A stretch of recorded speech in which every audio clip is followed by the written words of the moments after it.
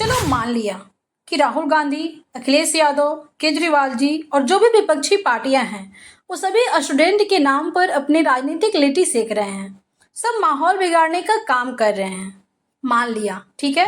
पर आप बताइए, इन्हें ऐसा करने का मौका किसने दिया? क्या विद्यार्थियों ने या फिर आप स्वयं? थोड़ा विचार कीजिए इस पर। ऐसा नहीं है कि एक बार पेपर लीक हुआ और सब चले आए प्रोटेस्ट करने। बार बार हो रहे पेपर लीक से परेशान होकर यहाँ पर आए हैं और भी पीसफुली प्रोटेस्ट करने। 3 सप्ताह से ज्यादा समय से जंतर मंतर पर सोनम वांगचुक जी भूख हड़ताल पर बैठे रहे। किसी को कुछ खबर नहीं हुई, पूरे देश जान गया। लेकिन सत्ता पार्टी को कुछ नहीं, सब कुछ ऐसे चल रहा था जैसे कुछ हुआ ही नहीं हो, कुछ पता ही नहीं हो। और जब 20 जुलाई को सदन मार्च निकाला गया, वो भी पीसफुली, तो स्टूडेंट्स के साथ बात करने के बजाय पुलिसों के डंडे की मार खाने को मिली। कहा जा रहा है कि विपक्ष है, अपनी राजनीतिक लीटियां सेक रहे हैं। आज सदन में चर्चा करने की बात हो रही है।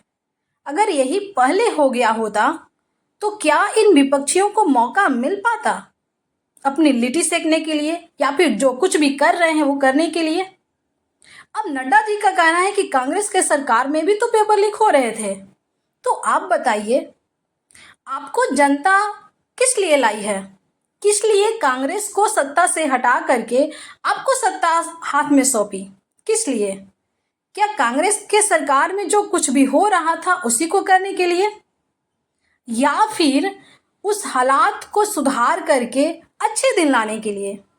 आप तो अच्छे दिन लाने का वादा करके ना इससे सत्ता में आए हैं।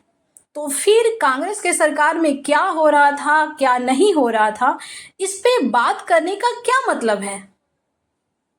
वहीं राजनाथ सिंह जी कह रहे हैं कि हमारे सरकार में, एनडीए के सरकार में रिजाइन नहीं होती। तो क्या जो यूपीए के सरकार में पेपर लीक हो रहा था वो होना चाहिए? तो फिर जब कांग्रेस के सरकार में पेपर लीक हो रहा था तो आपके सरकार में तो पेपर लीक नहीं होना चाहिए। दोस्तों, रही बात धर्मेंद्र प्रधान जी की इस्तीफा की, तो इनका इस्तीफा देने से भी कुछ ठीक होने वाला नहीं है, क्योंकि इनसे पहले भी कोई था, पेपर लीक हुए, ये आए फिर भी पेपर लीक हुआ, और इनके बाद भी कोई और आएगा फिर होगा। इनका चेंज होने से, शिक्षा मंत्री का चेंज होने से कुछ सुधार होने वाला नहीं है। सुधार होगा तब जब इस पे एक अच्छी नीति आएगी और उस नीति पे, उस कानून पे अच्छे से कार्य किए जाएंगे। इसलिए जरूरत है इस पे विचार विमर्श करने की, सदन में चर्चा हो, जो कि सरकार अब चर्चा करने को तैयार हो गई है। अब देखना है कि आगे सरकार इस पे क्या क्या करती है, कैसे कानून लाती है, किस प्रकार से इस पे कार्य होते हैं, आने वाले समय में देखने को मिलेंगे। इस वीडियो में इतना ही। वीडियो अच्छी लगी हो तो लाइक कीजिएगा, दोस्तों के पास शेयर कीजिएगा, चैनल पे नए हो तो सब्सक्राइब करके बेल आइकन जरूर प्रेस कीजिएगा। तो मिलते हैं नेक्स्ट वीडियो में, तब तक के लिए जय हिंद, जय भारत।